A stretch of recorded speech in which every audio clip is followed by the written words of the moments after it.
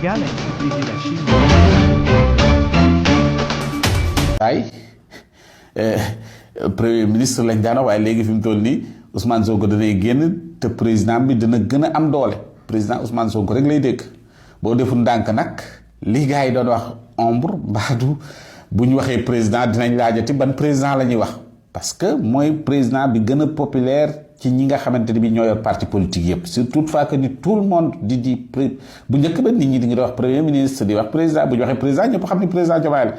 waaye léegi fi mu toll nii tey président Sonko rek lay dégg te le fait que ñuy dégg président Sonko bu ñu deful ndànk dana dem ba def ombre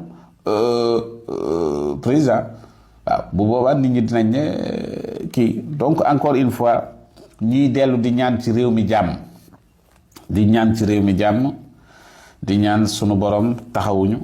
en tout cas jàppoon nañ ñi lu mel nii dootut am jàppoon nañ ñi jeex na ak le système waaye nag nañu xam ne rek dañoo yeggagut waaw xam nga pareen saa yi nit ñi dañuy defe ne yegg nañ bàyyeeku déedéet tey nga war a gën a takk jàjj yi tey lañ war a gën a concentré wu gën a bàyyi sunu xel ci li nga xam ne mooy kii jéem a fexe de telle sorte que li nga xam ne mooy sunu yéene muy xalaat yi nga xamante ni bii kat président Ousmane Sonko jaay na ko réew mi nga xamante ni bii réew mi daw nañ wutali ko xalaat yooyu yëpp nga xamante ni bii dinañ mën a yegg foo xamante ni bii dina mën a jël loolu doxal ko ci kàttanu borom bi loolu mooy li nga xamante ni bii mooy li ñuy wax donc nag am na yu bari yoo xamante ni bii def na ko mu nekk ay performance foqar ci woon li nga xam ni moom lañ moom donc nag ñi ngi leen di ñaan rek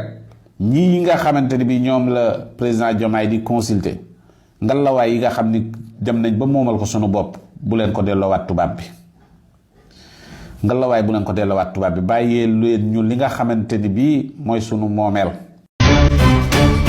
Sénégal a privilégié la Chine.